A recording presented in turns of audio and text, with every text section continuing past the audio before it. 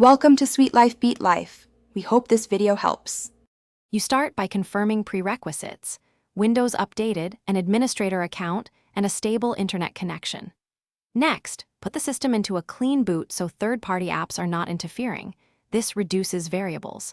Then stop Nvidia services, open services, stop the display driver service, and NV container processes, because corrupted runtime processes cause error 0x0003.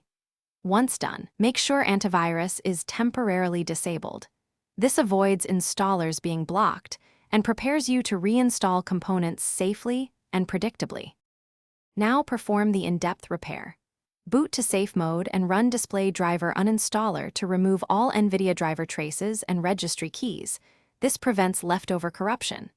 After rebooting normally, download the latest driver matching your GPU and choose Custom Install with Clean Install checked, because that overwrites faulty components. If NV display container local system is absent, use an elevated command prompt with exe create to recreate the service, then start it. This restores permissions and service bindings that trigger error 0x0003. Finish by restarting and confirming Nvidia Control Panel and GeForce Experience open normally. Test with a simple graphics task. If the error returns, run system integrity checks.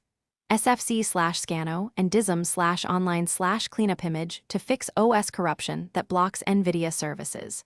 If those don't help, consider rolling back a recent Windows update or using a system restore point, because updates can change service permissions. When all else fails, collect logs, event viewer and Nvidia logs, and repeat the clean driver install with those clues in hand. Thanks for watching. Consider subscribing if we helped you.